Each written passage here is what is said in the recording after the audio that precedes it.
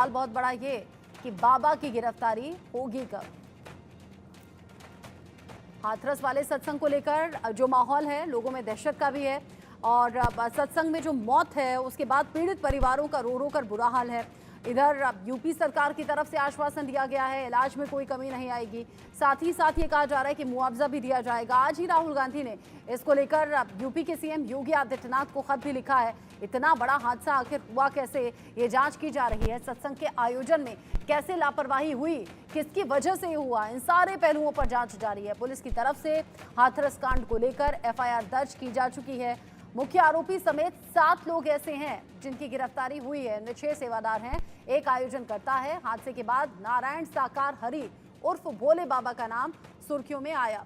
इस भयानक हादसे के बाद बाबा के सत्संग का मैदान कब्रगाह कैसे बन गया, ये सवाल लगातार उठ रहे हैं। इन सबके बीच में एक बड़ा अपडेट भी आप जानिए। यूपी के हाथरस कांड में जांच हुई है तेज। न्यायिक आयोग की टीम जो कि कल पहुंच गई थी, जगह जगह इस जांच को आगे बढ़ा रही है, पीड़ित परिवारों से मिल रही है। आज अफसरों की बयान दर्ज कराने की खबर है, यानी न्यायिक आयोग की टीम न्याय इस मामले में दिलाना चाहती है। इस मामले में चूंकि बाबा की अकूत संपत्ति की भी खबरें हैं, आयोजन में नियमों की अनदेखी का भी आरोप है। हजारों की जगह लाखों लोग इकट्ठा हो गए, कैसे भगदड़ मच गई, कैसे 123 लोगों की जान चली गई, ये सब कुछ जानना चाहती है न्यायिक आयोग की टीम।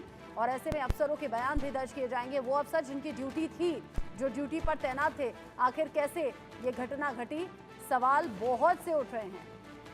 पीड़ित परिवारों से भी आयोग की टीम मिल रही है। न्यायिक आयोग के जरिए एक एक पहलू पर अब जांच तेज हो गई है। सुनील इस खबर को लेकर ज्यादा अपडेट के साथ जुड़ गए हैं मेरे साथ में। सुनील, न्यायिक आयोग की टीम पहुंची, पीड़ित परिवारों से मिली है और साथ ही साथ अफसरों के बयान दर्ज कराने की भी खबर है।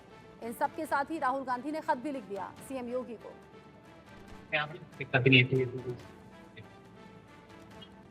ये भी है, देखो ये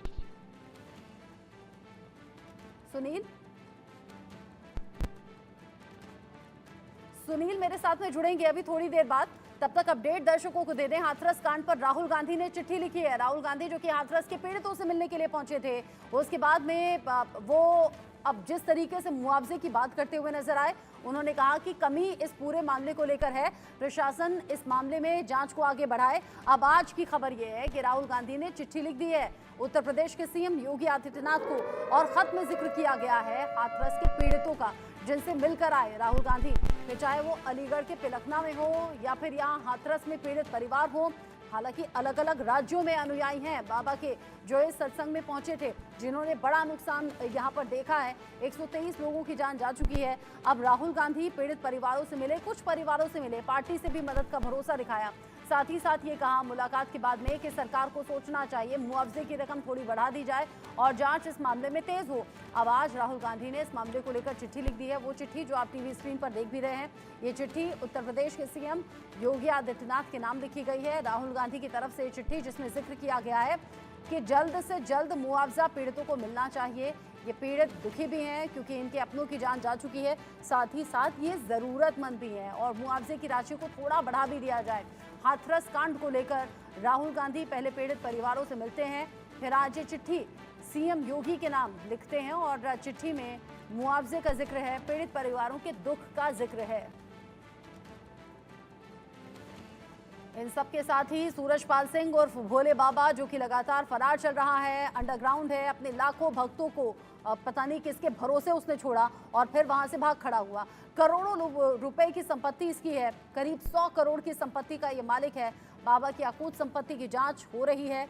एसआईटी जल्द ही इन जानकारियों को ईडी से भी साझा कर सकता है, यानी कि ईडी की एंट्री भी इस पूरे मामले में हो सकती है। रिपोर्ट देखिए।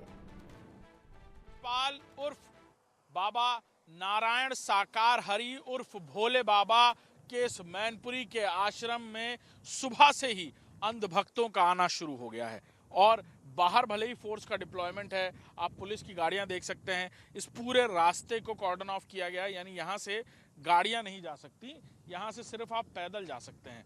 और अंदर तकरीबन 200 से 300 अंधभक्त मौजूद हैं जो किसी भी वक्त किसी भी परिस्थिति में बाबा के बारे में कुछ नहीं सुन सकते। और शायद यही वजह है कि अंदर मौजूद बाबा तकरीबन 72 घंटे बाद कल जब सामने आया तो रटा रटाया पढ़ा पढ़ा बयान देकर सामने आया। इस संपत्ति के बारे में आपको बता दूं कि ये 21 बीघा में बनी हुई वो संपत्ति है जो लोगों ने अपनी गाढ़ी कमाई से बाबा को दान में दे डाली है। साथ ही साथ सामने एक परमानेंट मंच बना हुआ है जिस पर बैठकर बाबा अपना प्रवचन देता था और लोगों को सम्मोहित कर लिया करता था। तकरीबन 1 महीने से यहाँ पर भी प्रवचन नहीं हुआ और अब जो जानकारी मिल रही है कि बाबा अंदर मौजूद है।